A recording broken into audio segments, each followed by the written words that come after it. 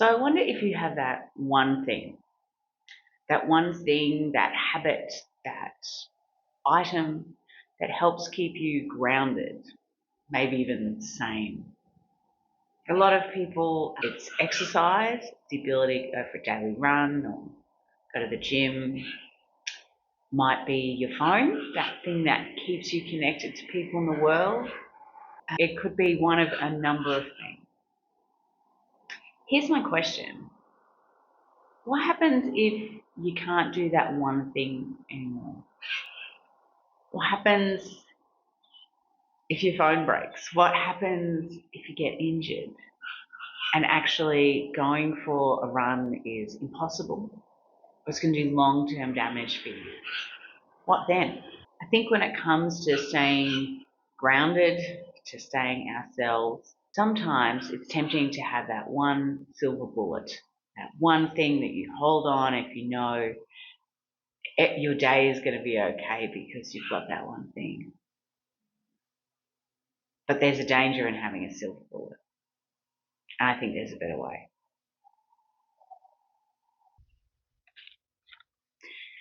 I think one of the most common pieces of advice that we receive is that we should make habits, that we should work out what we need to do, work out the mechanism that will make that easy, first thing in the morning, get your gear together, whatever that thing is, execute and repeat, and just keep going with that habit day after day, that thing that we've decided is the main thing that's going to help us.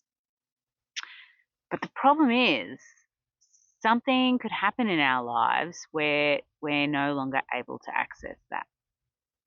The most common one that I see in my relationships and in my daily work is that of exercise.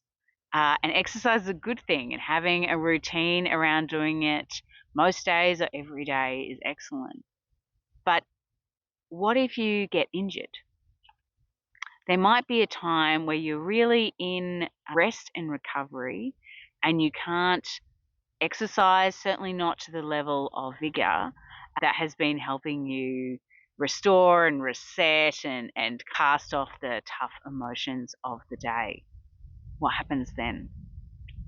There's a risk when we have that one silver bullet habit that is everything that we rely on. We've got to think more creatively. We've got to think about that.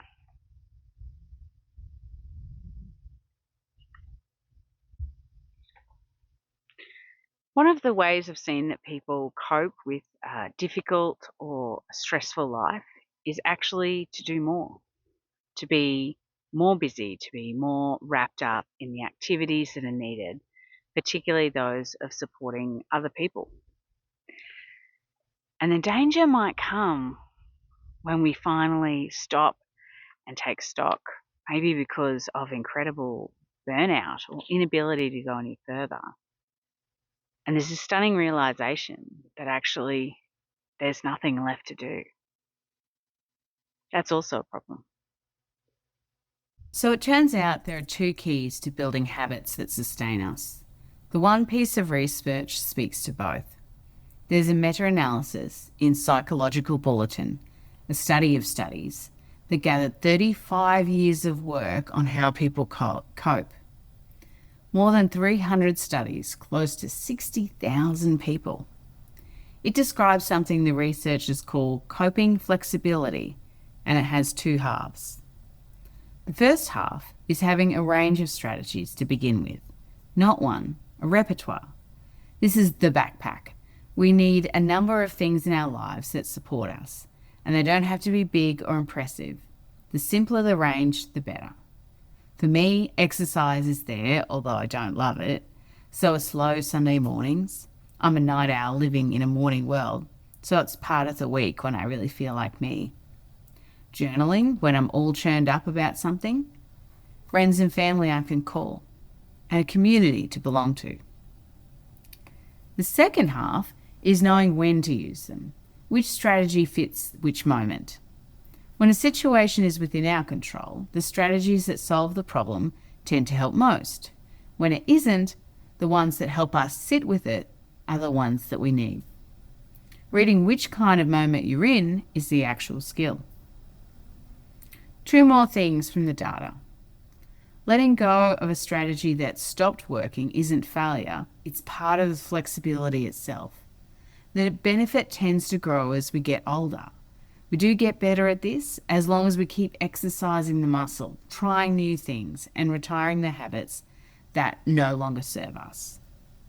And I'll be honest about the size of this.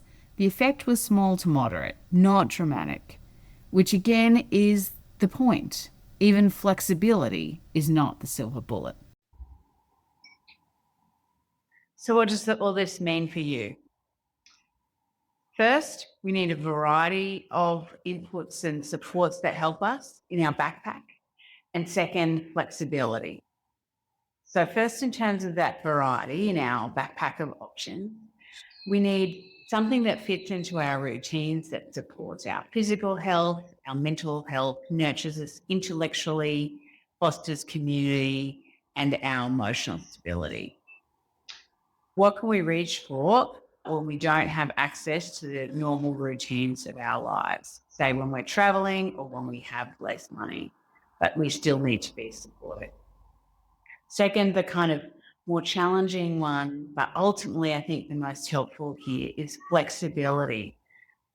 Being able to recognize when certain supports aren't helping us anymore and experiment and adapt and try other things. Honoring what has been helpful in the past, but realizing that we might have a different future as we grow and change and look for different things. So I hope those 2 ideas are helpful for you. If you have found this video helpful, then I encourage you to have a look at another video that I have that's about leaving the house and connecting with others in community, even when you really don't feel like it. Thanks for watching.